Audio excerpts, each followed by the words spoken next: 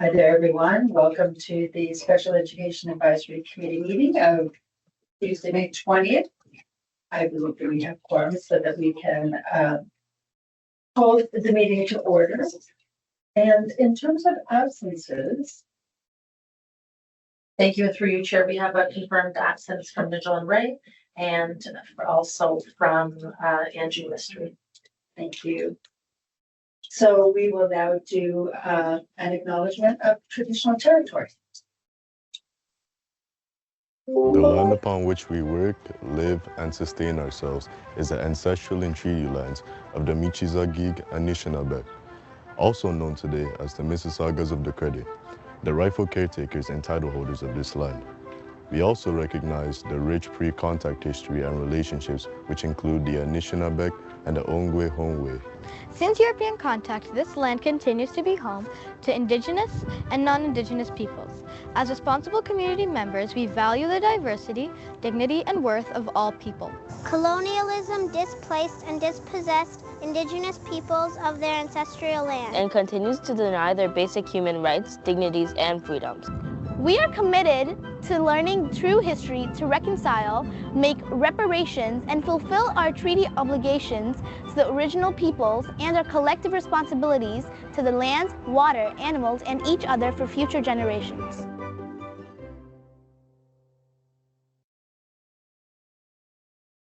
Thank you. Number 3 is approval of agenda, and we have 2 items to be added to the agenda. The first is a letter from the Down Syndrome Association of Peel regarding their membership change as item 8.1. And the second is a membership of abilities to work, which is 7.6.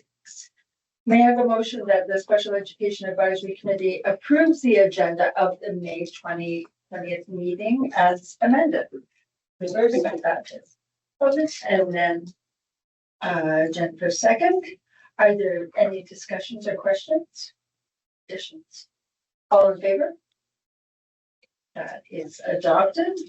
And number 4, declaration of conflict of interest. Are there any conflicts of interest that anyone needs to declare? Seeing none, then we move on to number 5, which is the approval of the minutes from the meeting of April 15th, 2025. May I have a motion that the Special Education Advisory Committee approves the minutes of the April 15th, 2025 meeting? Councilor Alves and go. And is there any discussion or questions about the minutes? Thank you. Go ahead. So there was a correction to the previous month's minutes, and I see that it's noted here. However, I'm not sure where that data now shows up because it hasn't been uploaded to April, March or anything. There was some information that was left out of the meeting minutes from March, and in April, there was a motion made and one of that information put into the minutes. So I don't know where I would actually find that. Oh, so it would be in the April minutes, as at the approval of the minutes section. Okay, right. So, and the correction was made to the March minutes, and it's in the file. We will upload the corrected minutes to the website. okay, it's not on the website. It's not on the Okay, website. and that'll be done before the next meeting. Okay, End of tomorrow. perfect. Thank you. Any other questions or concerns? Then all in favor of the motion? Adopted. We move forward to delegations and public questions. There aren't seeing none. Then we move on to reports from officials and staff. The first is 7.1, the superintendent's report. Thank you, and through you, Chair. I'd like to start by welcoming Associate Director Paul De Silva, who is here on behalf of Associate Director Harjeet Ajla. Welcome back, Associate Director De Silva, and a special welcome to our OPSU 2100 friends at the back. Thank you for being here as always. I'd like to begin by expressing my deep appreciation for the continued collaboration and open communication with this committee. Your insights, advocacy, and partnership have been instrumental in shaping the direction of our work, and we remain committed to nurturing this relationship as we move forward. Over the past year, the work of our department has undergone important changes, largely to ensure we are fully aligned with ministry expectations and evolving standards. These changes have been necessary, but what has remained constant, truly foundational, is our unwavering commitment to supporting students and their families. Every decision, shift, and strategy has been grounded in the belief that our work must lead to a positive outcome for those that we serve. We recognize the importance of meaningful feedback in guiding our collective work, and with your input, we would like to refine the mechanisms through which SEAC can provide input, but we have made efforts to gather feedback. Responses have often been limited, for example, with the recent budget feedback form, highlighting the need for more effective and accessible ways to engage members. Our goal is to create clearer, more streamlined opportunities for dialogue that ensures that SEAC's voice continues to shape and inform our direction. As we look ahead to the next school year, our primary goal will be to fine-tune the supports that are now in place. We've laid important groundwork, and now our focus turns to deep implementation. This means ensuring that what we build lands, as many of you share, meaningfully in classrooms where students and families are the true benefactor of our efforts. A glowing example of this I would like to highlight is the work of our deaf and hard of hearing students. We are continually working towards removing barriers and increasing accessibility for all students, ensuring that all learners have equitable opportunities to succeed. Our deaf and hard of hearing students who recently created a video, and it's been shared widely throughout schools and throughout the board. And I'm just going to ask Mark now to highlight not only our amazing deaf and hard of hearing website with many, many resources for community, but the video that was created by students for students. When I'm in a noisy place, I can't hear what someone's saying to me. It can be difficult to have a conversation.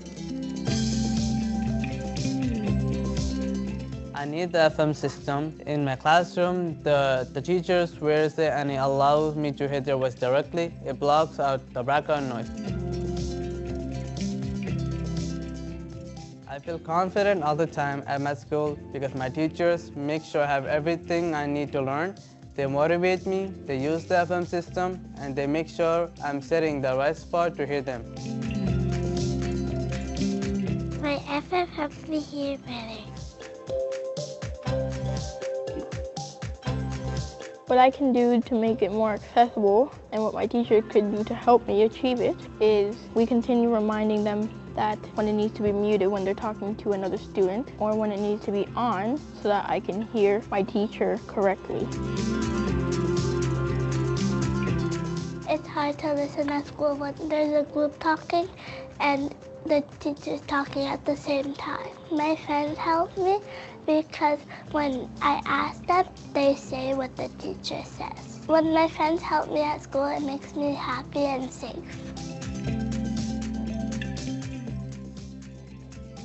I just wanted to say to all the deaf and hard of hearing students out there that if you can't find a solution, just remember there's always another one waiting for you to find it.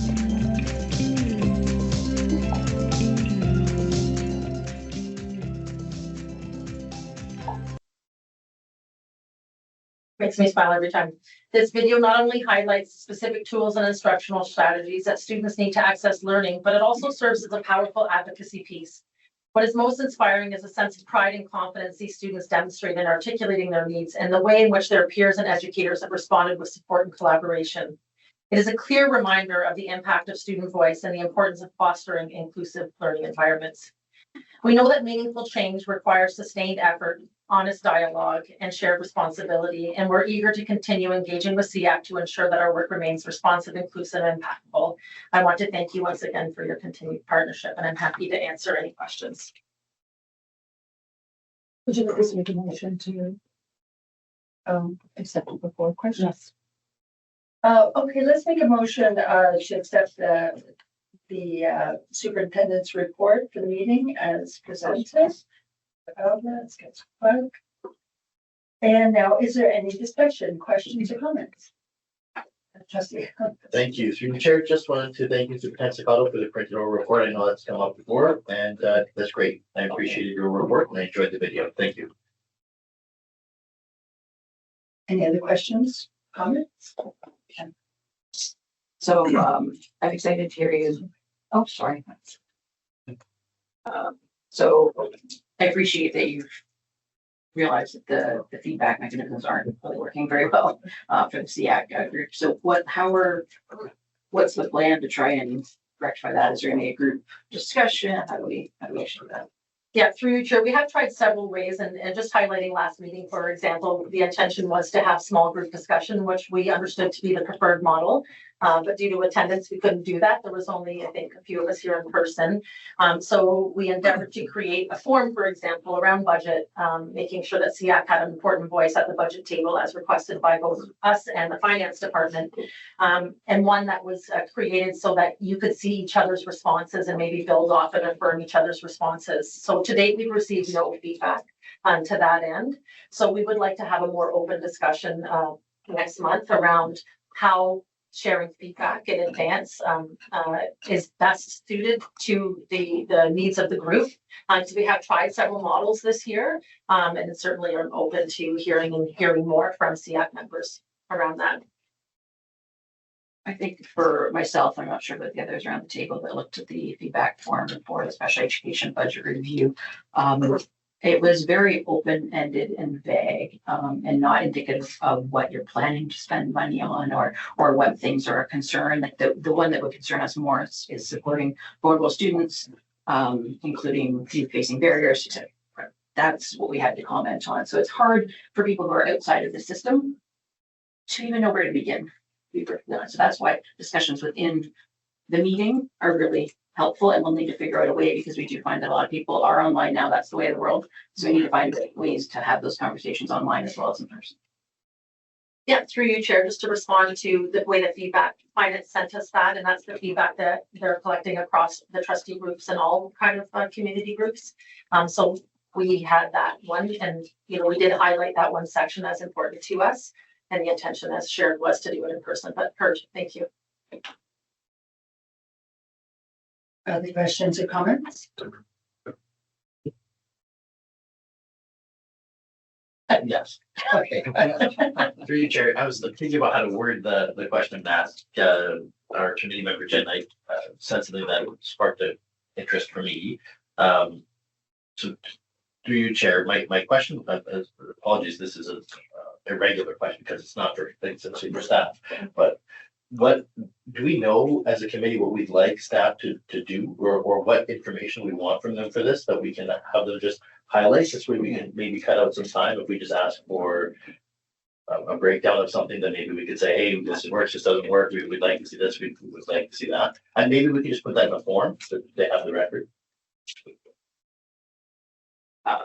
Yeah, so in the past, staff has come to us with some of the special programs, their special projects. They were looking into some ideas of things that they were thinking of spending funding on, and then we can chime in on it. Because, like I say, from an individual, outside of the system who sees my little piece of it, I can tell you what I'd like to spend the money on, but it probably doesn't make a lot of sense, right, for my specific. But if we can have a better idea of how that funding is being spent, more discussion on that. In addition, it probably should come after we see what's going on with the programs and the support staff, so we understand what the system even looks like, because until 3 days ago, we don't even know what the system looked like.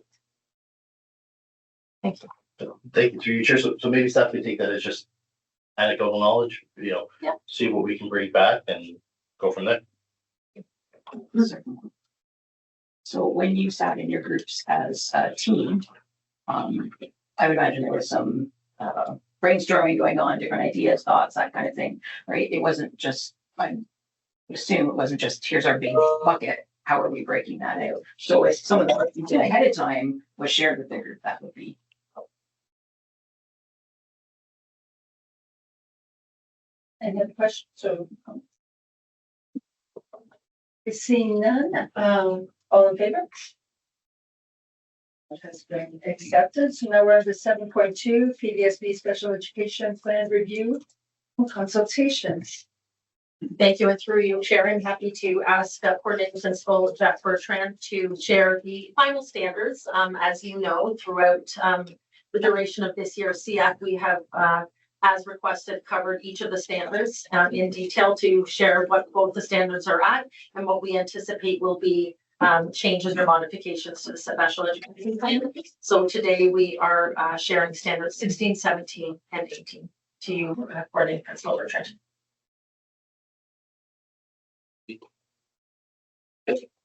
Thank you, and through you, Chair.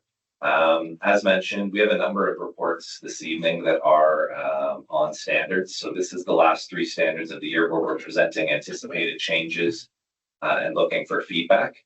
So we will go through standards 16, 17, and 18, and then we'll collect any feedback around those standards that isn't discussed in our anticipated changes. So again, same format we've used throughout the year with links to our plan, and then some of the guiding questions around standards 16, 17, and 18. Is the information clearly presentable and the language accessible? And then what might be missing or inadequate from the standard. And so in the last couple of meetings, we've had folks share some of the things that we need to do a better job of including. And so we're looking at these 3 standards to make sure that they are meeting the requirements as outlined by the ministry. So standard 16, which is transportation. As shared with families in a letter from Stop Bar on April 7th, transportation will be provided that aligns with schools' scheduled start and end times. So if there is transportation required outside of those times, it would be the responsibility of the family to make arrangements. So that is a change that will be reflected in the amendment for the special education plan for 2025. For standard 17, most of the changes are housekeeping items, including updates to reflect current SEAC membership, the current SEAC chair, and the associate director supporting SEAC. And then standard 18, we don't have any anticipated changes to this standard and therefore don't expect to see it in the amendment. And then again, should you wish to provide feedback, the links are there, the QR code is there. We are continuing to collect feedback as the Spec Ed plan is still publicly posted until that amendment goes up in September. So we are able to collect feedback throughout the summer from SEAC members, community members, parents, students, anyone that goes online and reviews our Spec Ed plan. And that is it for that one. So I'm happy to take questions and then we can move on to another report. All right, so first we should do a motion approving that as presented. We have cards and L's again. Now is there any discussion?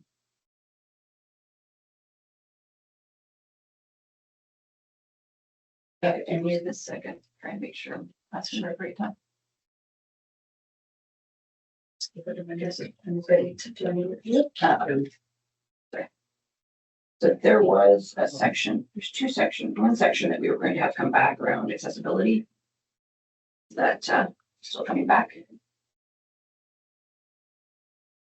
Through you, Chair. Yeah, we have a number. When we get to the feedback session, section and report, there's a number on there that we are identifying as could be part of an oral report or as the motion action log for June.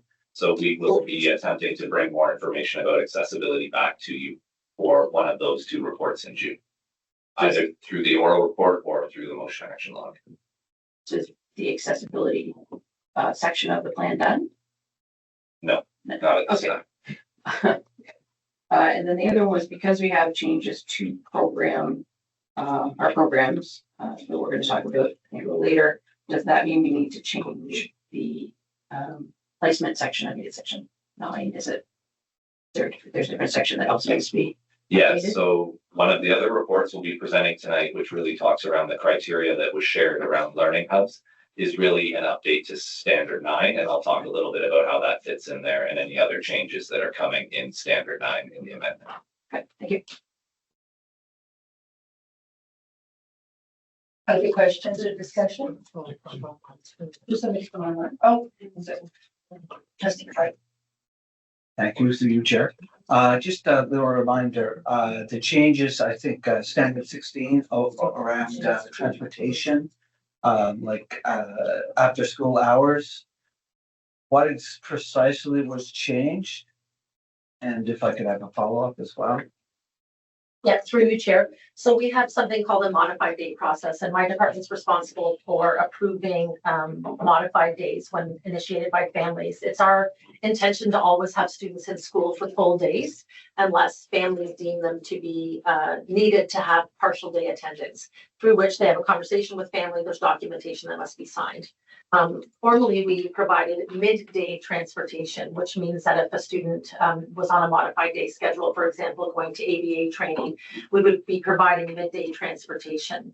But STOPR, who couldn't be here today, shared a letter on April 7th indicating that for the 2025-2026 school year, we would no longer be offering midday transportation, but we will continue to offer special education transportation at the start and end of the school day.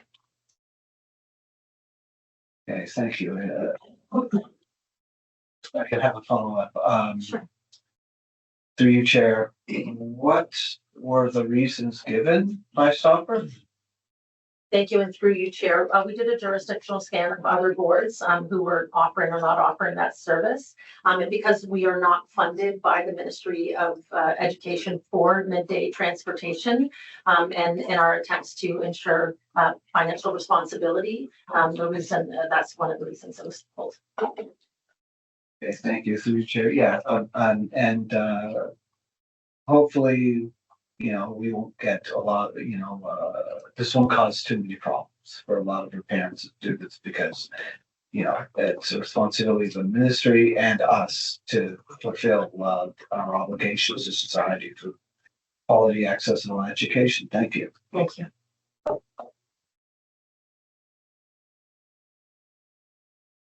I have a question, and with respect to the changes to that midday transportation, do we have a number on the number of students that were accessing that? Through you, Chair, no, it does cycle in and out depending on families, so they can come in to midday transportation. They might have a 6-week cycle of, let's say, speech and language, additional supports, and then they'll come back to a regular schedule. So I don't have a running number right now, no, because it changes daily. So those things happen often through our internal process.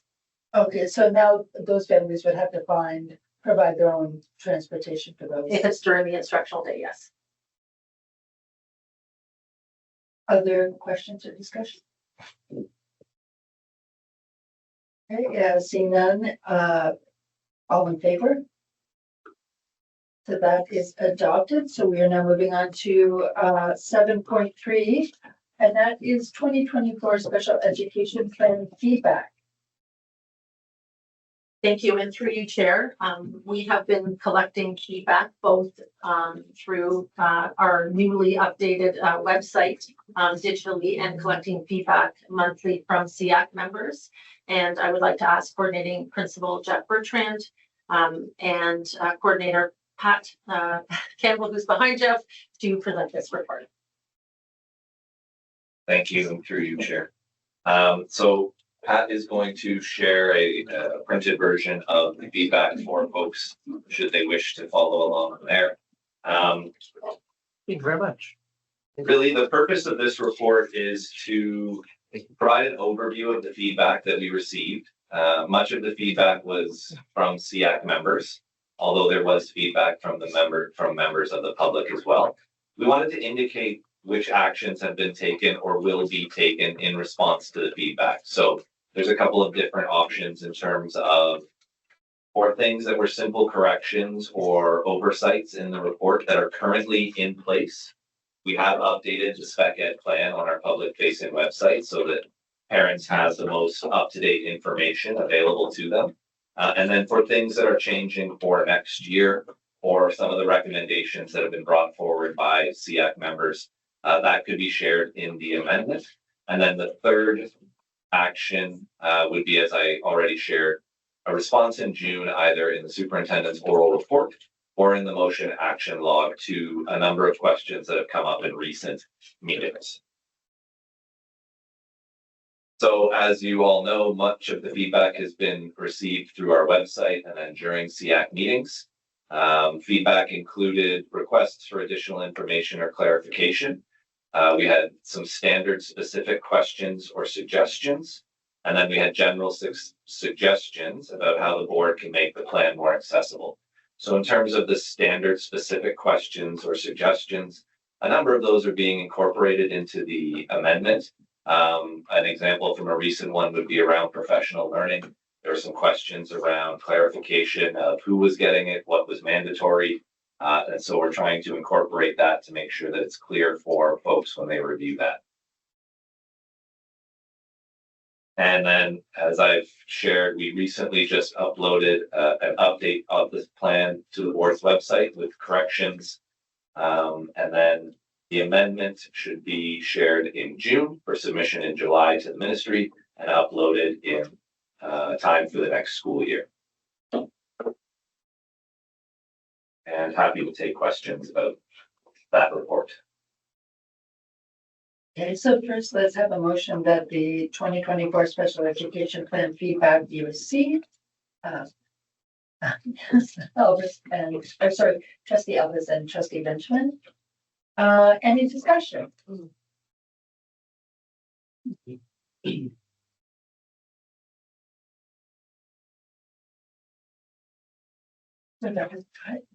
I don't know what standard it is, but I can provide the comment again, but there's one missing around the criteria to be to obtain blind low vision support. I think it was 2070. And then I made a comment about it not being black and white, and there's so many other eye genetic conditions. And so that definition or that criteria should have changed. I don't see that comment on here. Through you, Chair, we can document, Pat, can you please make sure you document that and we'll add that to the amendment list. We might reach out to you, Jazzy, for clarification exactly of your wording. Yeah, I do recall the conversation, but I'm not sure why we didn't capture it. Thank you for reminding. Other questions or discussion?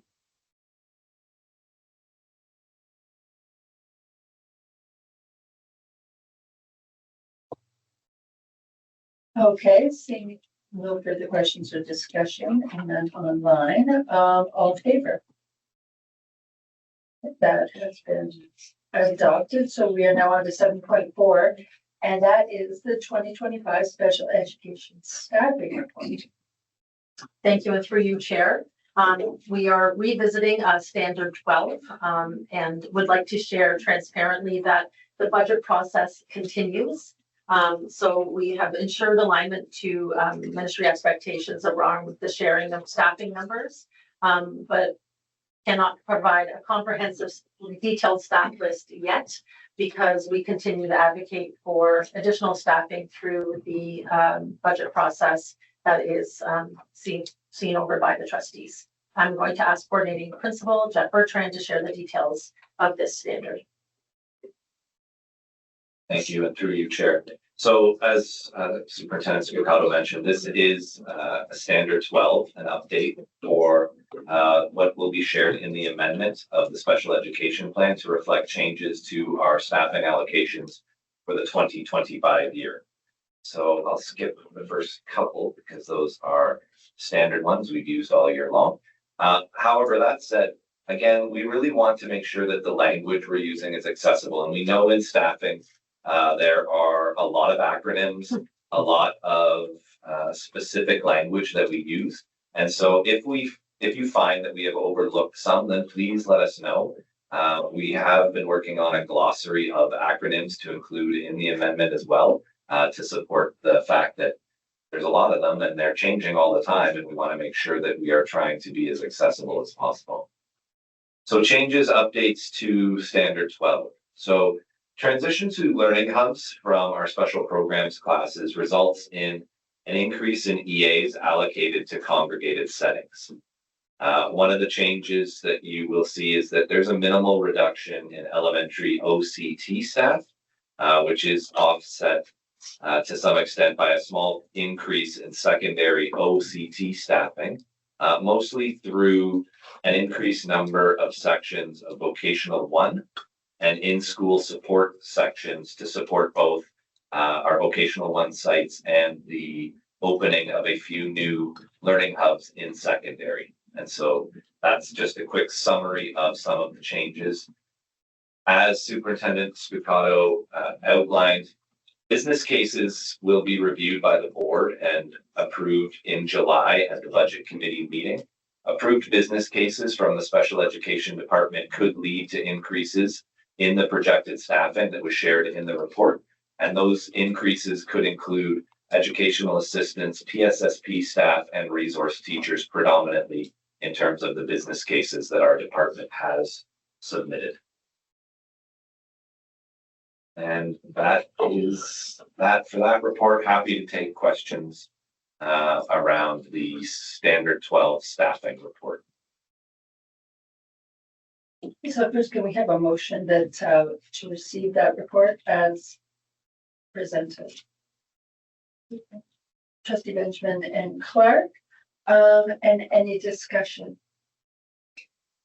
Through you, Chair, more of a comment just around staffing allocations, just for the record, the Ontario Ministry of Education establishes the overarching framework for staffing allocations by providing funding and setting some regulation. This includes things like determining class size requirements and funding formulas through mechanisms like the core education funding formula, formerly known as grants for student needs.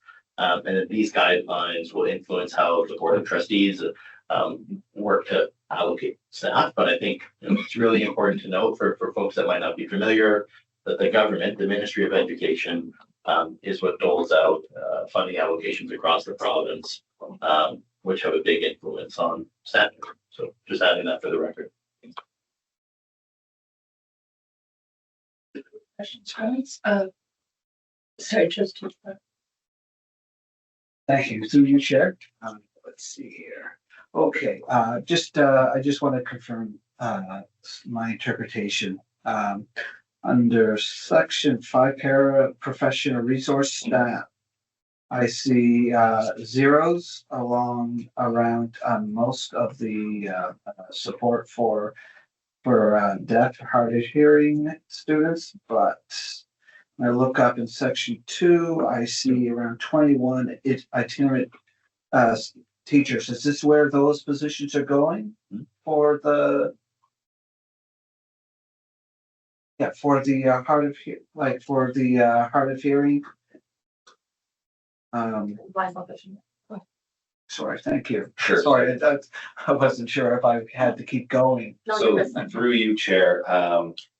So the itinerant teachers that are listed under number 2 are special education teachers. And so we have 21 certified teachers who serve as itinerants. The staff in number 5 are paraprofessional resource teachers, staff, not teachers. So for example, sign interpreters, our board doesn't use sign, so we would not hire sign interpreters, but because this is a template from the Ontario Ministry of Education that's applicable across all boards, there are some positions on here that we as a board do not hire or contract for. Okay, thank you for that clarification. Questions? Just clarification, so I'm clear. So when it comes to orientation mobility, that would be under external contract 5? It's a paraprofessional resource. We as a board do it as an external contract. Not every board in the province does it that way, but yes, it would be one externally contracted position. If that goes into the funding request? Well, it would be paid for out of our special education funding allocation. And then, sorry, just to follow up, there is 3 itinerant teachers. That is 3 inclusive of hard of hearing and visual, and our vision itinerants. Sorry, can you tell me which number you're looking at? Number 2, other special education teachers. It says itinerant teachers, hard of hearing and deaf, and hard of hearing and visually impaired. So there's 3 inclusive that we're requesting funding for. Is that how I'm reading this? No, there are 21 of those teachers currently employed by the board. So 9 and 12. And then the qualifications are there for those specific roles. And that's remaining consistent for next year. Okay, that's I know. There's any changes. Okay. And then, yes, you're right. There's 3 secondary specific ones who are OSSTF members. So we did report those in a separate section. More questions? Okay, so this isn't a full description of everyone for this year yet, or it is, that's everyone we have confirmed? All the staff positions we have confirmed so far? Through you, Chair, that is our projected staffing at this time, but the budget process is still ongoing and there could be changes to the numbers that were shared today, but as that won't happen until the first week of July, we wanted to share what has been approved and projected to this point. Okay. Is there a reason we didn't, like we have every other year, included last year's numbers and this year's numbers so we could understand where the changes were? Yes, through you, Chair. So we continue to move closer to alignment with the ministry, and this is the template that we are provided with as a board to communicate our staffing, and it is comparable to some of our other neighboring boards so that folks who are looking for information when they are comparing boards, it's easier for them to do so. So could we not have still put last year's equivalents in there?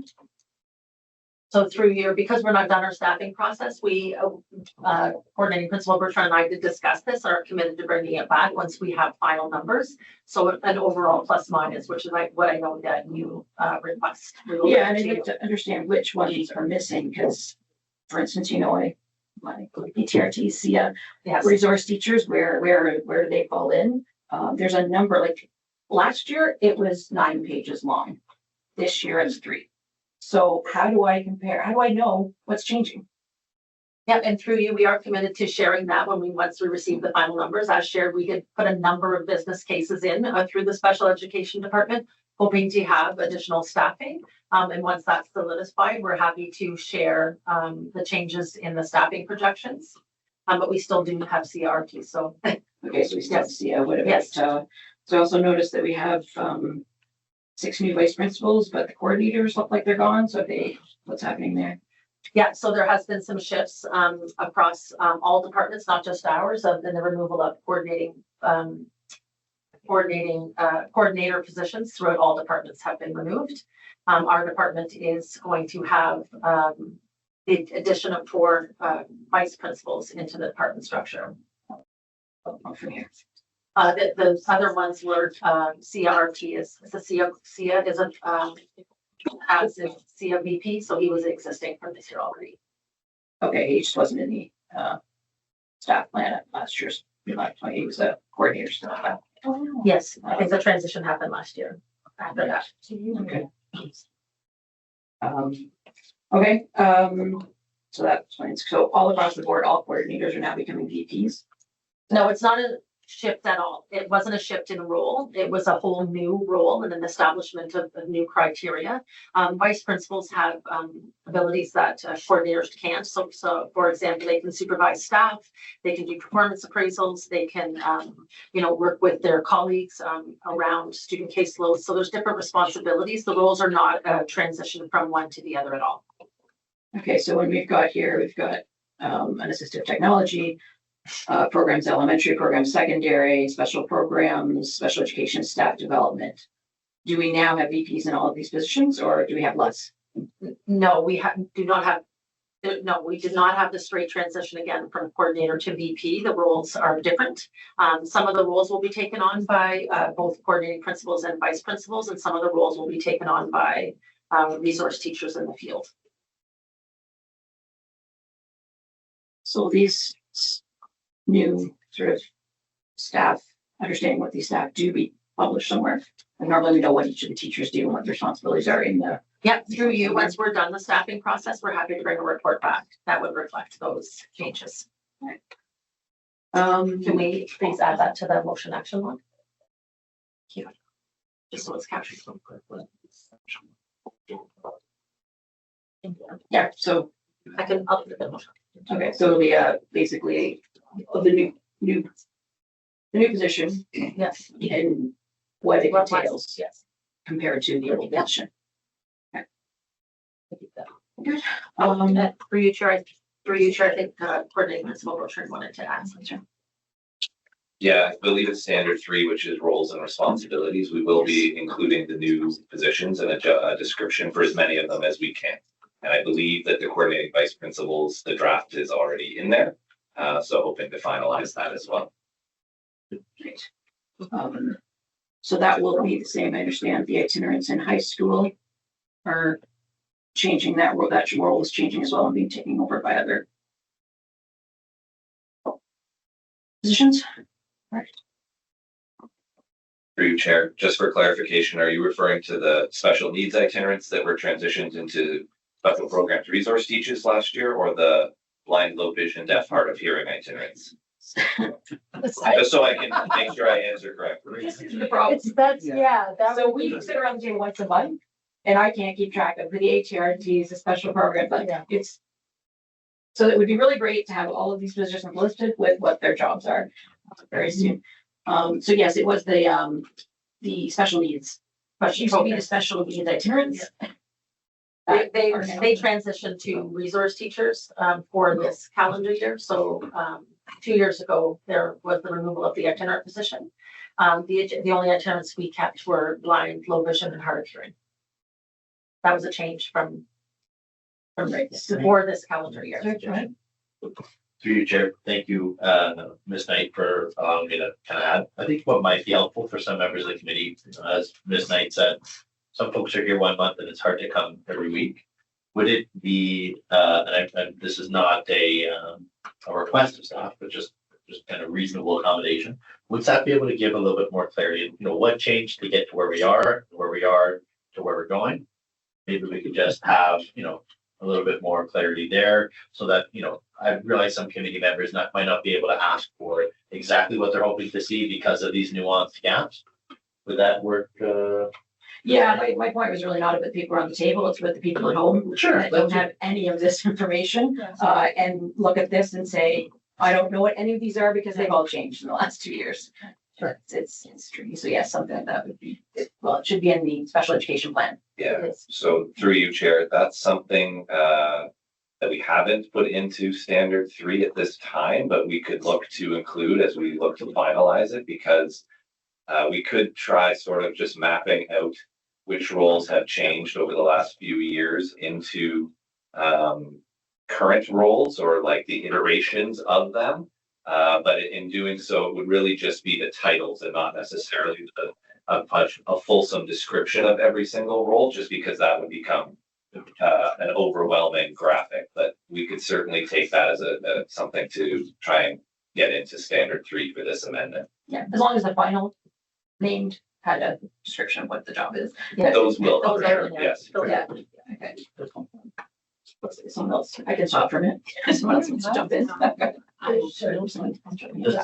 Thank you, through you, Chair. Just again, just for I think for the board, people listening at home, and for anyone who's interested, some context. So last year, when we went through this budgetary process, my colleagues and I worked really hard to do everything we could to ensure we were giving as much support to the special education programs that we offer at PDSB as we could.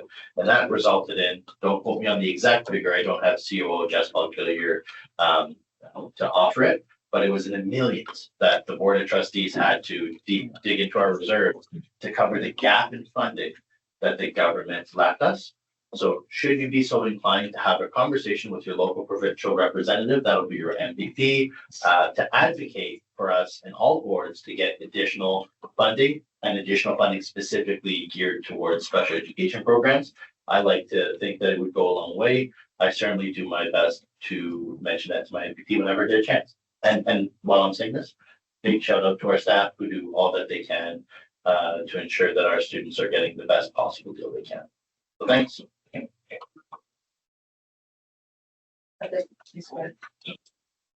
Yeah, never mind commenting on how staff's doing a great job. We just like to understand what's going on, so that we can tell our parents what's going on. We can understand what gaps are going to be next year for them, because there are all these cuts, there will be gaps for students, we all know that. So what are they, which is not clear to me here. I know that I did go to a meeting, and I will get a bit personal here, but I went to the IPRC meeting this year and was told that the itinerant is no longer there, and we're really not sure who takes on that role. They were still talking about itinerants, and so the language and even the message that I got in my IPRC letter included itinerant, things like that. So there's really a disconnect in the communication all the way through the system. And so everyone seems to be somewhat confused at what's going on here. There's a lot of stories, a lot of rumors, everyone's saying, you know, we're losing all these people. no one knows what they're called, where they're going, what's happening. So there's a huge disconnect from what's going on here, which you seem to know what's going on, but nobody else in the system seems to know, and that's problematic. So if I can continue on here after my rant, apologize. Educational assistance. I see a number of 1,088 last year, and I know it's in different places here. So again, it's not clear to me what the changes are, but last year we had 1,400. Now we're at 1088. This is in the elementary panel. So like, we need to understand what this is. I know you're putting out reports, but right now this is what it is, right? And so we are on the table, need to know what the situation is. And when I see 10,088, you can't kind of correlate that to other numbers. It concerns me. Yeah, through you, Chair. I think the change, like in us as the Principal Bertrand Chair, trying to align with the expectation and the documentation that was required by the ministry. We can certainly share feedback with the ministry as well that this document doesn't provide us comprehensive enough detail in the report from a year-to-year standpoint. Certainly we can provide that feedback back. But again, are committed to sharing the roles and the changing roles and the plus minus once we're done the staffing process. So am I right reading here that we're about down 400 EAs in the elementary panel? So we've only done initial allocations for educational assistance. We continue to run what we've shared with you before is the SIP data, so the Students Independence Forum data. And so we have to run numbers fairly early to do staffing, and we continue to get new registrations, planning for entries all the way through. So our team works all through the summer. And so we've only done what is an initial allocation in hopes that in August, once we run our planning for entries and any students who weren't captured in the March 1st capture date, to provide you with a more comprehensive number. Okay, so what I'm hearing, correct me if I'm wrong, is that based on our numbers for next year, we need 400 less EAs. So based on the data capture for March 1st. Yes. Where did we go? So, so there's a number of factors. There's a number of factors when we're considering allocations, right? So there's a number of factors that we have to consider, including financial implications. It means that we're looking at students more. All students were allocated support. So I want everyone to be assured that students were allocated support. And again, we're looking at the budgetary process to make sure we can supplement those educational assistants. That was our number one business case. Everybody should know that. Our number one business case was around educational assistance and being able to supplement that. As it was last year. Yes, it was last year as well. Okay. All right. One thing I noticed just from a housekeeping point of view, you have CYCP. You should probably put child and youth care practitioners in the actual chart. This might help parents. Thank you. Thank you. So I guess I'll wait to see the numbers next month and what the changes are. So through you, Chair, just to reiterate, next month we will not have the budgetary process. Will just be starting. So what we can do for next month is share what the roles formerly were without sharing the new updated numbers.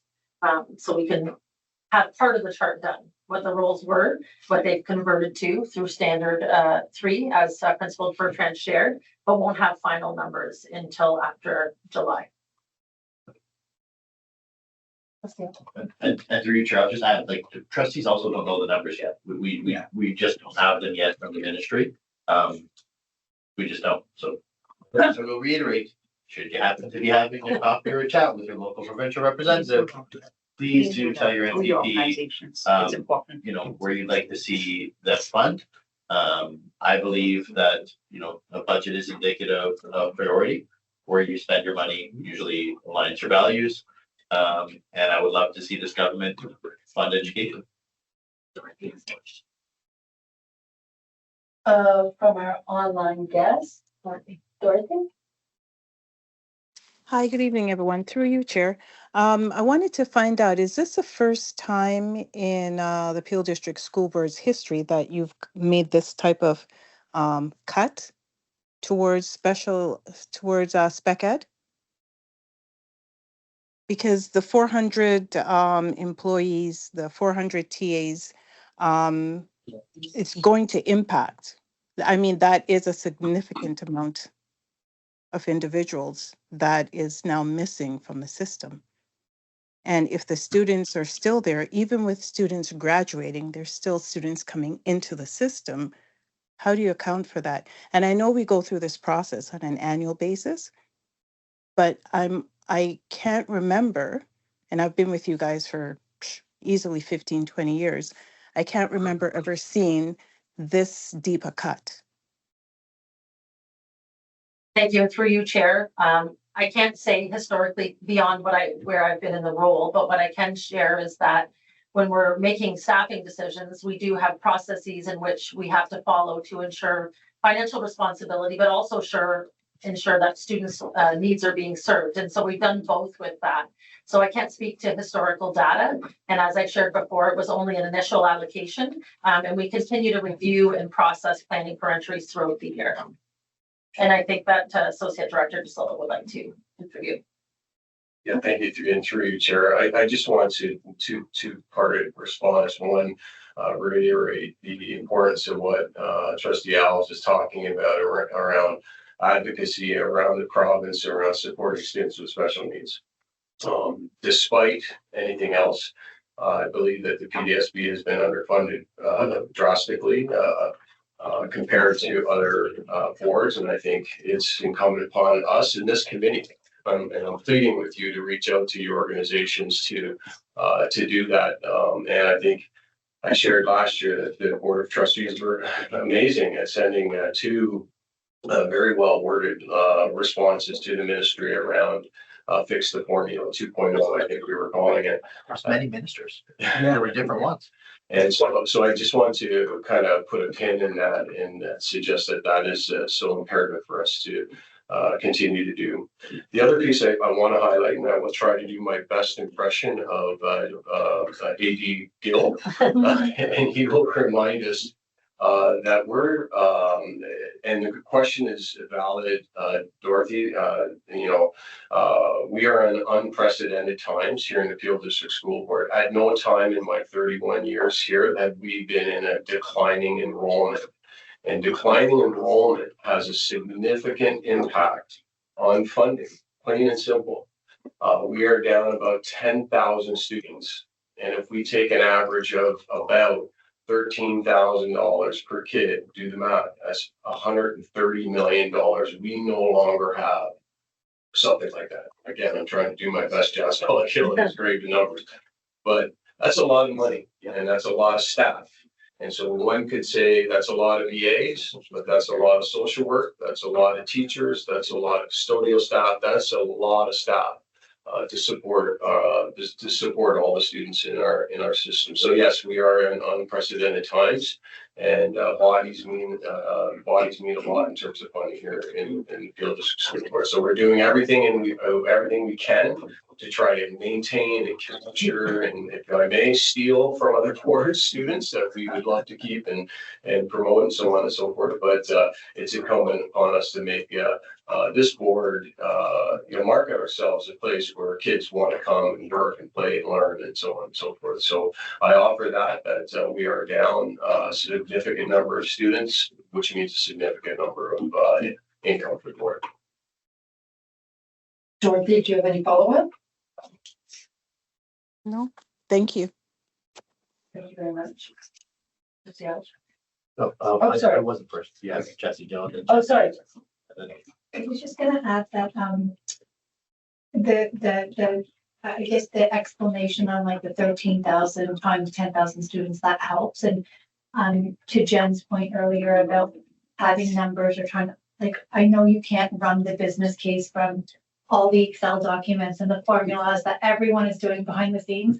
But I think showing us year over year the delta and that change then really hits home to us why there's such a big change, because we don't understand it, because we don't know how many students are enrolling, graduating, what the difference is. But if we can just see like a very bird's eye view, view of the numbers, then I think it might help us understand, okay, the number of students that entered and exited with the funding. And so, yeah, okay, it makes sense why we're down 400, or it doesn't make sense why we're down 400, right? Because when the parents reach out to us to your point about what does itinerant mean and why is there 400 less, we can't really support the discussion we're having here. Not support, but we can't, I guess, be a powerful voice to explain it to them because we don't know ourselves, right? And so if the school doesn't know, we don't know. It just makes for like really uncomfortable advocacy and support. I'll start if I could respond to this. That's great. Thank you for that input. And I just offer again, really where we're seeing some significant numbers, and I don't want to paint a terrible picture, but the numbers are coming in with little kids. JK and SKS1, that's 2 kids, which means ultimately that's going to roll through the system. So, the picture doesn't look great. So we need to do everything we can in terms of promoting and getting to a place where the province sees this as an issue, because to live in Peel is expensive. And people are finding other locations to live less expensive. And, work now has shifted post the pandemic to online, and people can now choose to live in places that are less expensive in terms of, costs for housing and so on. It's reality. So, just here. Through you, Chair, thank you. So I just want to add, give the time to Ms. Knight. I just wanted to add to that. So for the record, Mississauga used to be the 6th largest municipality in Canada. In Canada, and we've gone down to the 7th. So during COVID, the city of Mississauga lost roughly 120,000 residents. We are not the only school board that has experienced the shift. You can look at all of the school boards in the GTA, and you can extrapolate that and even look at immigration and migration patterns between interprovincial jurisdiction. So people during the pandemic did move from Ontario to Alberta and Ontario to Quebec. We saw some come in, but not as much as went out. So that's good information to have for context. And then again, how the government of Ontario funds us. Like what funding formula are they using? Maybe pay some special attention to the date and when that formula was developed, right? To Associate Director Silva's earlier comment, my colleagues and I, and in gratitude to this committee for being great advocates as well, have asked the government to fix the funding formula. I'm not the minister. I don't work as a ministry. I don't know why they haven't, but they haven't. Yeah, we definitely do our best. But like all the boards in Ontario, specifically the ones in the GTA, people have moved. There are less people. There are less kids. Other comments? Questions? Oh, yeah. So, couple of things. When we don't have transparency of what the actual issue is, where we're doing the cuts, it's really hard for us to advocate for those things with the province. Because I can just go and say we need more money, but it would be really nice that I could dig into some of these things and actually present a case for what it is our kids are needing. So when we don't have transparency, which has been common, about what we're doing about it and what's being cut, it makes it really hard for us to be an advocate. Secondly, we do have less funding, we have less students, but our special needs community is actually increasing. We need to, and we have a responsibility to take care of those students and teach those students and give them an education, regardless of the funding. So we need to understand what's going on. The parents need to understand what's going on so that we could actually advocate and ask for the proper supports that we need. But when there's no transparency here, it's really hard for us to do that. So we need to serve the kids. And I know everyone's trying to do that, but at this meeting and when we get information like this, it's really hard to know. So I can't even tell if we cut staff, but we didn't get it. Right? So through you, staff, again, we are trying to align, and I've made a commitment to share a chart that shares the plus minus. We have to align with ministry expectations. So we're doing that in both the way that our special education plan was written and in the documents that we're using to share. So I'm hearing that you would like a different document, which I've committed to bringing to the table. Jeff. Sorry. Okay, through you, Chair. So in looking at the numbers and listening to what you're sharing and thinking about what I said in my report, that the transition to learning hubs resulted in an increase in the EA allocation for congregated classes, there's a bit of an inconsistency. And so in looking at my spreadsheet, and realizing I've made an error, I'm going to have to bring this back in June for the EA allocation, specifically at elementary, to make sure it is accurate. Because when I look at my formulas, I'm pretty sure I've made an error and missed a significant chunk. So I will bring that back, and I apologize for that happening. You? Through Chair, I was just gonna say, so last year when we did send that letter, I know we had it up publicly and we came to the board, and if we need to, if the Board of Trustees needs to be clearer with these letters, we will. I know we sent another letter to the Ministry of Education last week, requesting additional support for some things adjacent, and in that letter, I believe educational assistants were also mentioned. Yeah, we will continue to advocate it every chance we get. And every time we do pass a letter, it goes to the open session, it's mentioned in the open session. It's usually communicated in some fashion, whether it's the website or social media or on trustee accounts. But we will continue to try better every day to loop the committee in when we're sending these letters and asking for support. If it's specific to special funding, could you bring it to me? As Chair. This one's generalized, but yeah. Other comments or discussion? I would just like, oh, go ahead. One quick question. No, you go. This is just the special education staff discussion. We're going to discuss the placement next, or are we still talking? That's the next report. Okay, perfect. Thank you.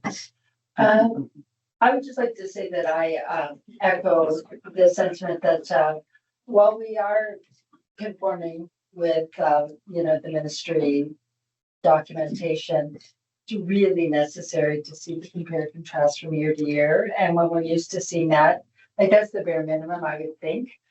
It's also like we can say, like having done advocacy at various government levels, we need some detail. We cannot just contact our MPPs and say, you need to fix the funding formula or you need to, provide more money. That's why we need, as Jennifer's saying, as Jesse's saying, the detail. Because when you call your MPP's office, they say more money for what? And one of the things that we can say when we have a comparison from last year to this year, we can say, well, right now there's a projected decrease of such and such, and you can communicate, but you can't do that if it's in generalizations. And they do not really respond to something that's very general. So I think that's another strong reason for getting more information. So just to respond to that, so we don't have the numbers yet, but what we can do is share the letter from last year and the year before, and those letters came before us, right? Those letters came to committee, were consulted on, and are very specific and identify by line specifically the positions that we need at the board. So I would say if you're having those conversations before we have our new numbers, we could share last year's letter, fix the funding formula 2.0. That'd be a great place to start. And then most certainly, absolutely, once we have our concluded the budgetary process, or likely in the middle of the budgetary process, we'll come back and we have that opportunity to say, oh, staff have brought us the numbers, let's go from there. And then we have some even fresher numbers to go to the ministry and say, oh, we need this or we need that. Right, but we do have the numbers from 2024 and 23, right? Like that's the thing. But what we're asking for is the presentation in a way like I understand that there is the letter, but what is expected and what has taken place in years past and what we are asking for, as well as the documentation that is more in line with ministry, is the comparison from years past. And we do have those numbers because it's past. So if we can do that, I think it would make us more effective advocates, and it would also allow us to message this to the parents and families that we connect with. So it's not first of all, it isn't difficult we're not being difficult to ask for information. But we do need as much information as possible. And certainly those comparables, like I see Jen actually made her own, which I'm now training myself. I thought that was something, but she's actually made her own with comparisons from years past. But if we could have those on a consistent basis, like the ministry, obviously, if the ministry isn't adopting that, that's lacking. We don't want to go back like that. So that would be my feedback. Are there any other questions or impact or feedback? Very good. It's all good. Okay, so then movement to approve. All in favor? Okay, that was approved. Then we're on to, I guess we'd be moving to 7.5, the special education program and placement updates. Thank you. And through you, Chair, we originally shared the information around the shift to learning hubs in an additional meeting that we held in February, where we shared the preliminary thinking and sought feedback from SEAC. So we were happy to bring back the special education program replacement updates. And I'm going to ask coordinating principal Jeff Bertrand to share. It is the Jeff Bertrand show. Yeah, he is. Poor Jeff. Sorry. Through you, Chair. This is really an update to Standard 9 in particular and placements offered by the board. Much of the information around learning hubs was shared, as Superintendent Scoopauto mentioned earlier this year. One of the questions that was brought up on a couple of occasions was criteria, IPRC decision-making, and program descriptions. And so we have tried to share that for all of the learning hubs. I know it's a very long document, a lot to read again, which we acknowledge, but we wanted to share as much as we could of the different descriptions and criteria. And then this slideshow will be sort of a very high-level overview of some of the things and then specific questions that you might have. So we've talked a little bit about why we made the move to learning hubs from our previous special programs class and around our commitment to inclusion and equity and moving away from programs and placements based solely on diagnoses or identifications. So I'll just give you a moment to read this before I move on to the next slide.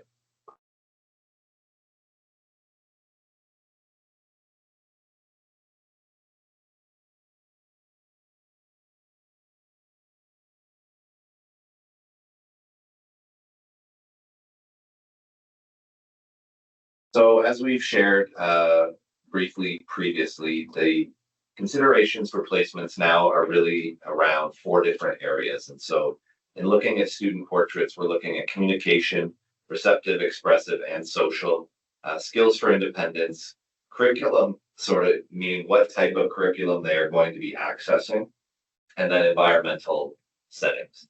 And so, we're looking at assessment data, which could be educational, medical, and or from our PSSP staff as we make these decisions and as we look at the considerations for placement.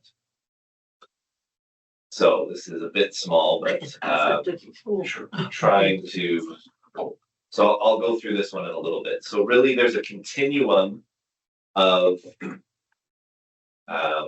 discussion around the 4 areas. So for example, in Learning Hub 6, we might say that students there need significant support across most to all areas. And if we're looking at Learning Hub 10R for the same, we might say that they are receiving targeted support across several areas. And so as we go from Learning Hub 6 through 10, 12, and 36, you'll see a continuum when you look at the criteria for each of those areas around the level of support and the level of independence of the students in terms of accessing that support. So I'll leave this for a moment for folks to read if they are close enough to one of the 3 screens. And I'll go on to the next one.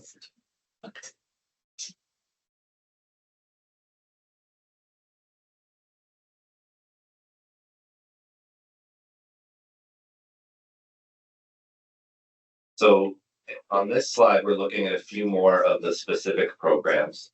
So for example, Learning Hub 6, Medically Complex, is a Learning Hub 6 program that also features students with complex medical needs that require medical technology. And so again, we're looking at that continuum, but now we're adding more information or more layers onto it. Learning Hub 8 is really a 1-year transition program, as all of those students will be graduating this year and moving on to secondary school. And so Learning Hub 8s will transition into 6's 10 resource or 12 resource based on system needs and student profiles after this coming school year.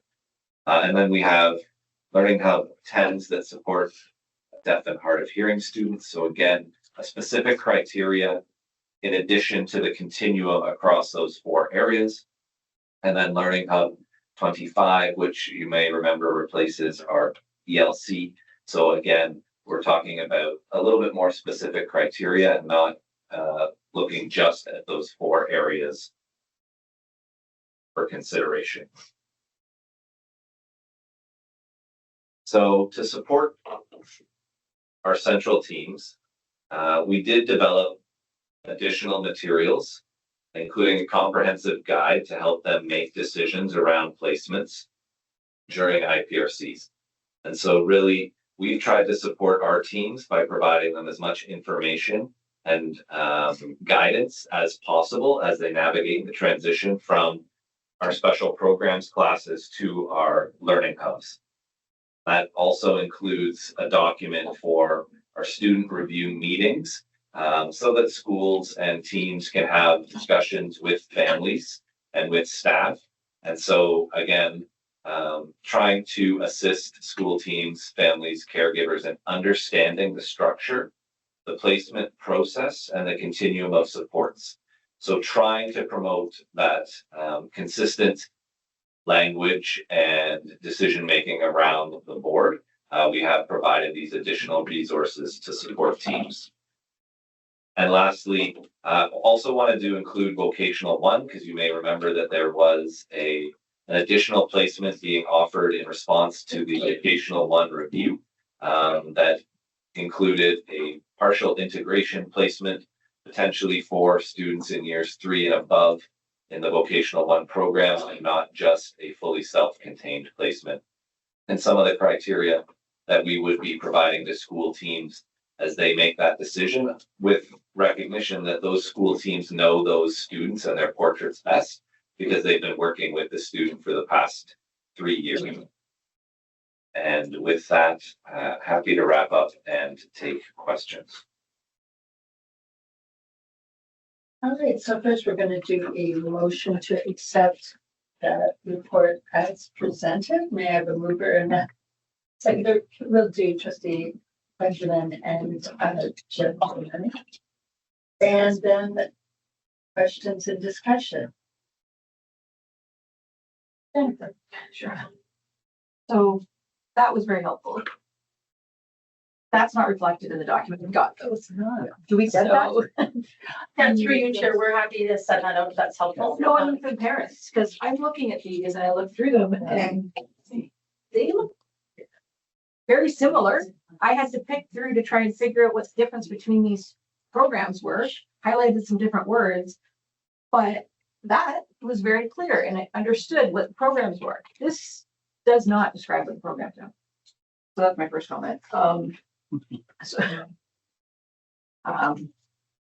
then the terminology you're using from hub to hub, although it's very like a lot of the words are similar, then we put things like in one, we'll use the word curriculum, and others we use functional academics, and others we use learning, and others we use. So as a parent, I don't know the difference between these things.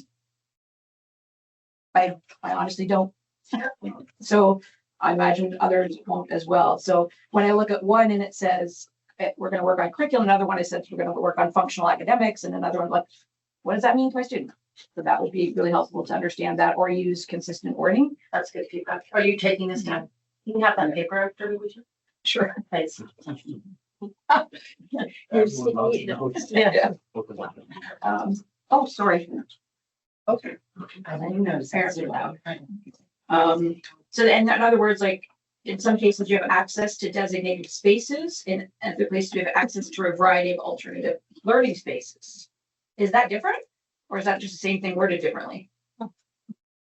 So through you, Chair, yeah, we use the language of alternative learning environments, and we shared that report this year when our occupational therapists shared the different learning environments. So we should have consistent language. We'll look through and make those corrections. Okay. I noticed that in some they have a pathway, and some don't. It would be really great if all of them have a pathway. Through you, Chair. So we made a decision, and we'll take that feedback back, but we made a decision to really focus on the pathways in secondary placements in particular, because we didn't want to put for a student in primary or junior that there was only one pathway for an early identification. And so we've tried to be clear that really we're focusing on secondary, or in some cases, middle school as they're transitioning into secondary. But we can certainly revisit that and look at it, but that was the reason why some of them do not have a pathway. And it doesn't have to be one pathway. As a parent, I'd like to know when I'm in grade 3 that mainstream is a pathway potentially, or this is the pathway, or when he gets in middle school, that's where he could potentially end up. So where do these go? I mean, I think that was the question that started this whole revamp, right? Where do these programs go? So, and through you, Chair, that's why we tried to show the pathway would be if you start in a 6, that you would go from a 6 to a 10, and then a 10 to a 12. And that's why we tried to show a progression of independence and skill development, so that the pathway, then once you get to a 36R or a 12, you can think, oh, maybe I'm ready for mainstream now, because there's so much integration. But I think clarifying that's what we tried to show. That was a pathway. That is a pathway, okay. Right? And so why we tried to have similar language in each and similar design in each of the descriptions, to show that we want our students to become more independent and have goal setting. So what is the difference between a 6 and a 10? We were trying to look at what the most skill development would be to progress. And we did move a number of students who from 6 to 10, and parents were thrilled with the increased independence and the increased access to some level of integration in that class. So there was really positive feedback. But it's what's resonating with what you're saying is that, because we see this and feel it, that the simplicity of the language, maybe we can do some foreshadowing it with that chart at the start in the special education plan. So it's clear to families that there's a pathway. Okay, thank you for that feedback. And maybe I just don't understand this terminology.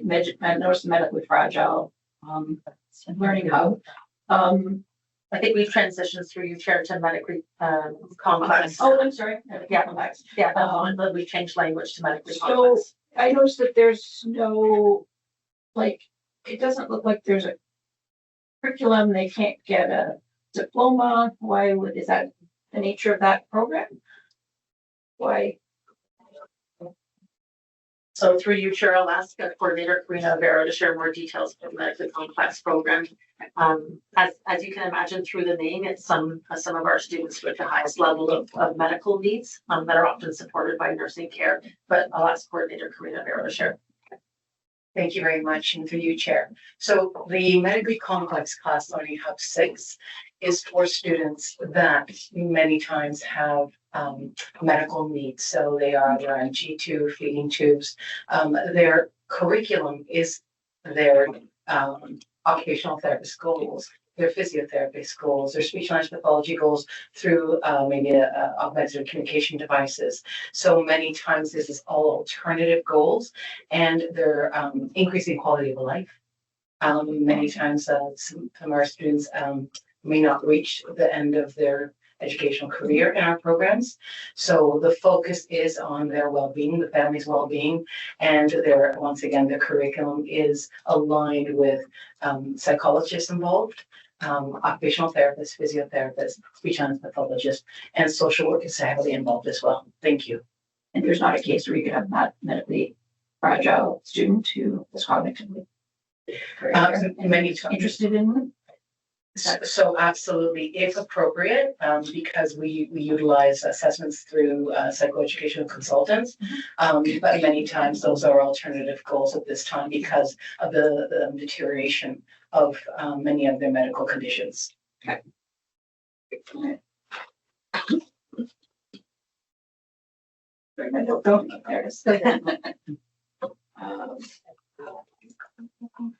Yes. One, I think it might be a table.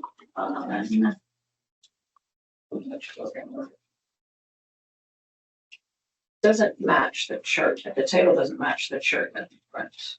Here's the secondary, the special education program resource assistance, Hub 36, sorry, Hub 36 resource. In the chart, it's actually under withdrawal assistance, I think. Am I wrong? There's nothing in secondary under. 23. It is because actually. Through your chair, 36 should be withdrawal, and perhaps it was just the naming of 36R as resource led to the typo. So we can take that back and clean it up before we put it into the amendment. Okay. Then lastly, on secondary for itinerant, should that be specified that that is for that part of hearing? I'm not gonna say the words right, but Yes, through your chair, in the amendment, there's an expanded chart that is much more clear around the itinerant being specific to blind, low vision, and deaf hard of hearing. Just in this report, in the effort to not add even more to read, we went with a simplified version. okay. Thank you. Okay, thanks. Thank you, Jennifer. That was very good. Trustee Rachel?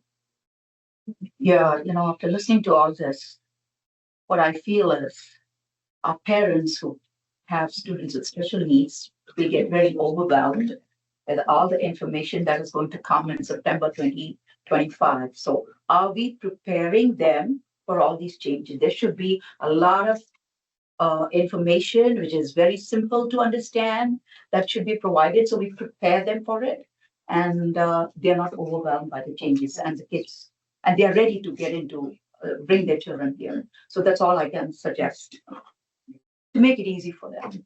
Thank you. And through you, Chair. Yes, so schools that currently have special programs classes that will be transitioning to learning hubs were provided with letters and scripts to share with families in February. And as I shared, we've provided the SRM document or student review meetings document to guide some of those conversations with parents at annual review now. There needs to be more communication, obviously, ahead of September, because there continues to be changes. And so we'll continue to work on that. But we've been trying to be cognizant of the fact that we do need to communicate early and often with families. And through you, Chair, that was shared during IPRC's meetings as well. There was a pretty comprehensive script explaining changes, as well as we are just getting to the publishing stage of our document that SEAC advocated for special education for families. So once that draft document is completed, it's just right now, we've shared the draft with you, received feedback. And all of the changes to the programs have been reflected, but we can consider when we're adding and updating the special education plan that we also update parent-facing document, special education appeal. Other comments? Just a question, maybe you've addressed it somewhere here, but if a child is in one of these learning hubs and they have a unique specific need and that teacher or educational assistance is not equipped or doesn't have the training or the education or the background, how do you upskill or navigate that? Like, how do you make sure that the 6 kids or the 36 kids that have those needs are met by the 6 and 1 in that classroom? I guess, I don't know, is there like a model where you plug in? I'm just wondering how you allocate them and make sure they're all addressed. Thank you, and through you, Chair. So that would largely be the role of our central support staff to provide resources, consultation, strategies, even co-teaching with teachers or as needed. And then we also have central educational assistants that can go out and work with staff and build capacity. And then we do offer quite a bit of professional learning for staff, both educational assistants and teachers. And so there's lots of opportunities for us to support those teachers. And through you, Chair, we're looking at creating networks within the hubs so that they can share best practice with each other. Very often, the best kind of advice comes from somebody who's already teaching the class. So we're looking at how do we create collaborative groupings amongst the learning hubs to share best practice with each other. Other questions or comments from anyone? Sorry, I forgot one. Do we know the number of new positions that will be available, the number of positions, spots for students that will be available in the new hubs compared to positions previously?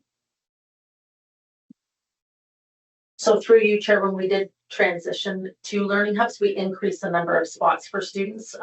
We had it on a document when we presented last time, but I cannot recall it specifically. There was more increase in secondary placements than elementary. I'm sure of that, but the specific number I can't recall. We had it on a document last time. I'm not sure if anyone on my team remembers. If not, we can bring that back and Sure, or I can look back for it. yeah. Well, Jeff, do you remember the number? 119, but I think I'm just I running think a it's number. 118 Oh, and yeah. 68. Yeah. In secondary, but I have to be I was, double that's, check, but that's it's around. where I was thinking as well. So in the past, we've got, where those classes were, hubs now, what schools they were, what superintendencies they were in, and then where they're moving to, or if they're staying the same. Is that something we could have, like, this is what we had last year, and this is what it looks like this year? Is that something that's? Yeah, through you, Chair, all decisions are, as you know, made very early on in the planning process. We start to meet with planning as early as December. So yes, we do know where the hubs are. For consistency's sake, we try to keep as many in the existing locations as possible, but we're happy to share a map of that. Perfect, thank you. Can we please add that to the motion action? More questions? Or feedback? Okay.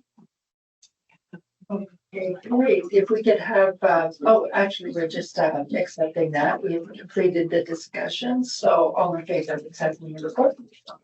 That is adopted, and we are now moving to change to SEAC membership, which is an added item. And that is around the vacancy. Did you want to speak more to that, or it's No, you go ahead. It's for abilities to work. Oh, okay. So, and let me see, flipping over here. I see the Down syndrome one, but I didn't. Through you, Chair, our job legal governance, the Jasmine Broker, will speak to that. Thank you. Through the chair, I can provide an overview.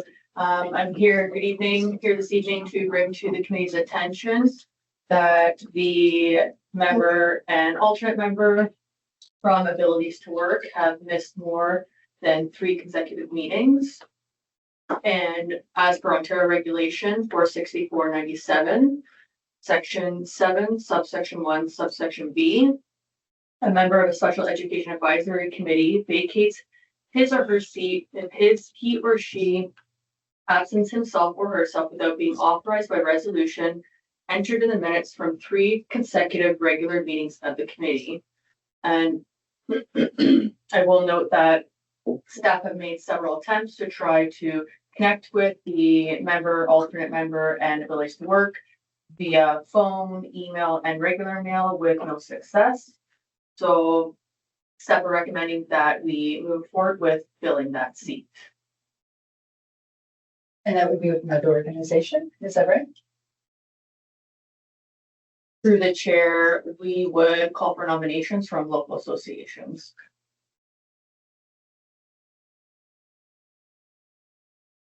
Okay. So it is my understanding that the original member is actually no longer living in Canada, which may explain why you're unable to connect. And the nature of the organization has also changed.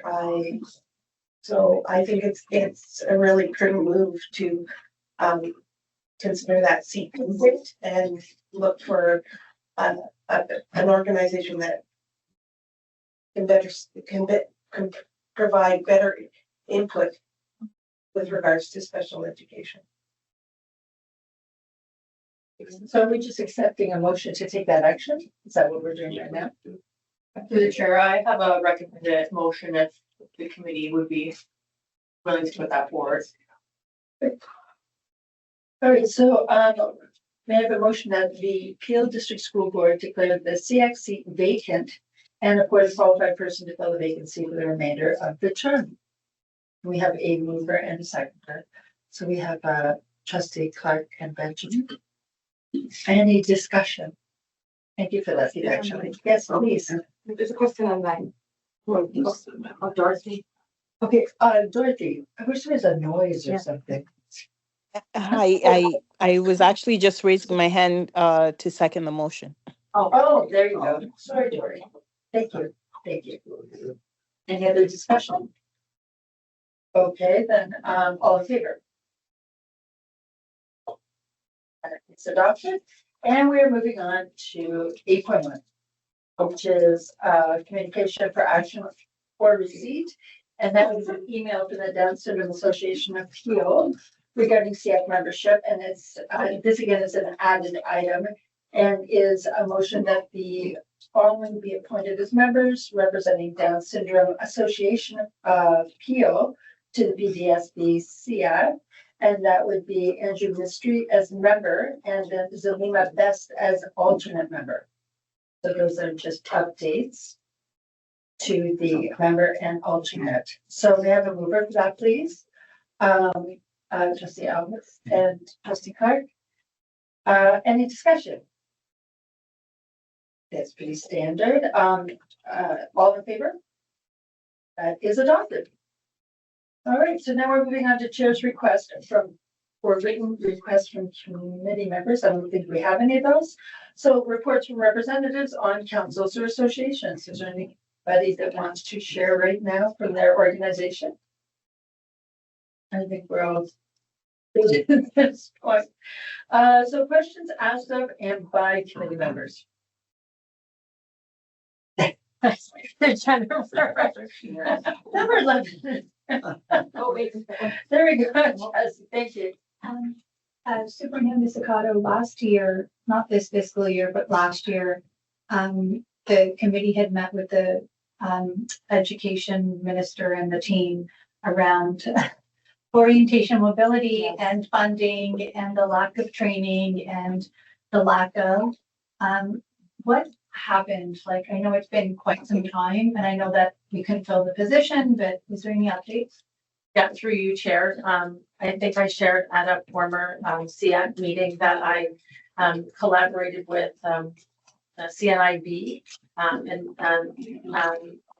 wrote a letter, penned a letter to the Ministry of Education and the Ministry of Colleges and Universities around this very issue. Just yesterday, I got a response back, but not in time to share with SEAC. So I was going to share the response in the June meeting to that level of advocacy. And I did hear from our ministry representative that it was very widely discussed. So we had some traction, which was excellent. So, and they have not made any commitments, but I will share the letter with you and with the SEAC members as to what our next steps would be. The lack of accreditation in Ontario continues to be a challenge across the province and across many other school boards.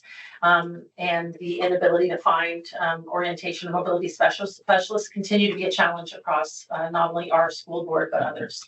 So I'm happy to share that. I can share that with you in advance if you'd like, Jazzy, but share that with the rest of SEAC at the next meeting. Yeah, thank you. That would be great. I know that you penned that letter like in September. So it's very shocking that it took 9 months. Yes.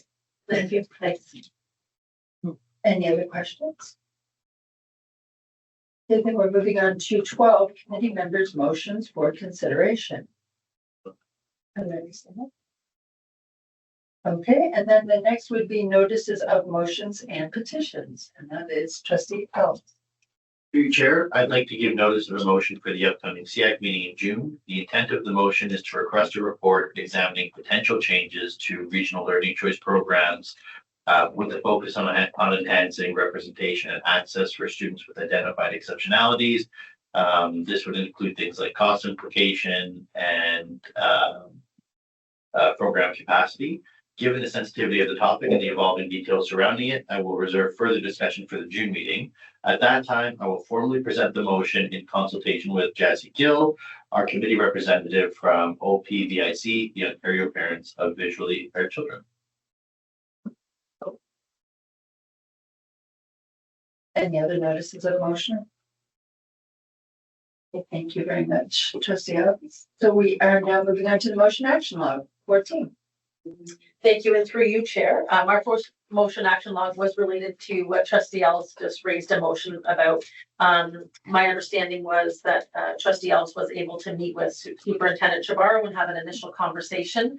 And I believe a further information or communication has been sent to Jazzy to try to connect the three of them together. And so once that communication is established, Superintendent Chavarro has committed to providing to SEAC an overview of the discussion, which could be solidified by both Trustee Ellis and Jazzy as well.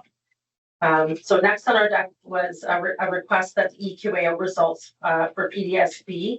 After the superintendent of curriculum presented EQAO, members of SEAC asked if we could download a comparison for special education outcomes for students in PDSB compared to neighboring districts. I'm happy to share that I have printed copies, which I'll distribute after for all SEAC members. And Trustee Chavarro would be happy to answer any questions at the next meeting if they come up from the slide deck that she has printed out for all of you.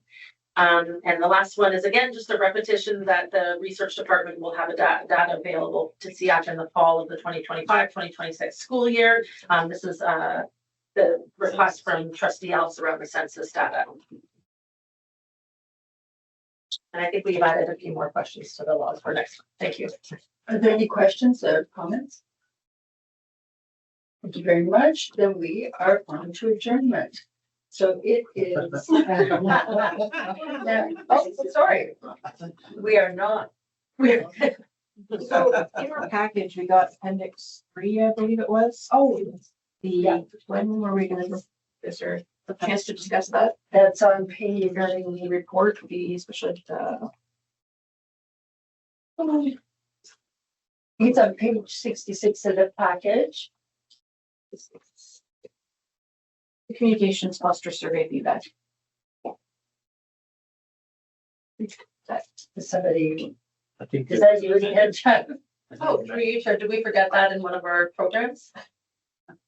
Yeah, so I mean, we included it in the report as part of the placement changes that took place this year, but didn't speak to it in the oral or slide deck.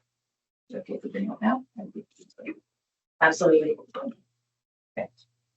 So this I understand, sorry. That's okay. I understand is sort of, so the community cluster survey was a pilot program, really changed from 15 classes to I forget what you called it. Sorry.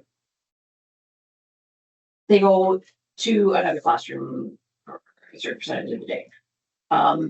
So a couple questions I have. How many families responded to this survey? Through you, Chair, Coordinating Principal Bertrand, are you aware from that research exactly how many families responded? Not off the top of my head, and I would not want to give a misleading answer. Okay. We get that for our next meeting. Absolutely. We do have the number. One of our coordinators put together the data for you there. Was it a big number or a small number? It says it represents 215 students. Is it 2? Is it 50? Is it 100? In terms of families, I think it was a reasonable number, but I'd have to double check to be sure. Okay. Great, yeah, so I appreciate that. And the same question about the teachers, how many teachers responded as well? Yeah, given there's not nearly as large a sample size for teachers, but yes, I can bring back the exact number. Great.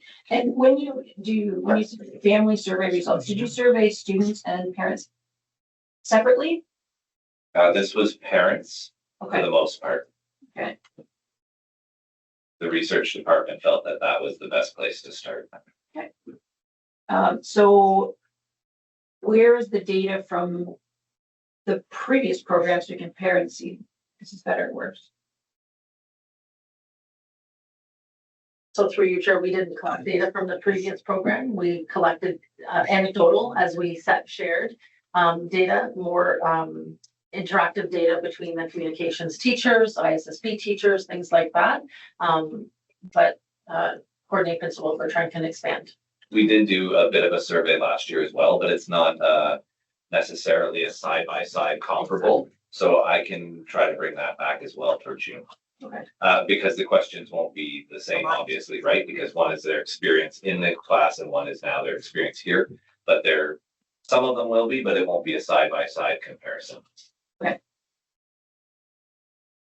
So yeah, because it's not great results from what, like, the whole point of this was to make the students feel more included, right? That was a big part of why we were doing this. And yeah, 37% felt that they were included to a great extent, and 63 were somewhat included. Were there other choices between those two in the survey? Yes, there would have been a scale of responses. Okay, but there was only 2 selected out of all. In that particular question. Interesting. Okay. And the same with the next question about support. Again, it's a similar, just two answers between all of the. Yes. Yes. Okay. So I guess without getting into every detail of it, this was a pilot program. These are your results. Does this tell you this is a good program to keep going this way? Is it better than it was before? Is it worse than it was before? Is it the same? Thank you. Through you, Chair. This is one piece of data that we would be collecting. There's still the assessment data, the Empower data. There are other data points that we need to collect before we can make that decision. So when does that be considered? So there are various points throughout the year where we collect data, but at the end of the year, we do collect the Empower data over the course of the year to see the gains that students have made. And so that will be collected by our central staff over the next month or so that we can analyze it looking ahead into next year as we group students for their continued time in the communications clusters. Okay, so the plan, so this pilot project, is it still a pilot project? Is it? Through your chair, we committed to a 2-year pilot, so we have. Oh, was it? Okay. Yes, we have committed to a 2-year pilot, knowing that often an implementation year is an implementation year. So we're hoping to see refined practices and results in year 2. Okay, so you're doing the same survey and you're in monitoring. So you have the data, at least from Empower and things like that, from the last 5 years or 6 years that it was actually. Through you, Chair. I wouldn't say we have a complete set due to the pandemic and some other obstacles in terms of collecting the data, but we do have data sets that we can compare to. One interesting note is that the inclusion, the teachers had almost the opposite impression that the families had. That's kind of an interesting thing that I saw there, that teachers felt they were more included. My parents and families did not. So that's interesting. Yeah, so I guess I just like to, once you've gotten the information to understand, this is not great, but is it better than before, worse than before, or the same as before? And I don't know how we're going to know that if we don't have information from before.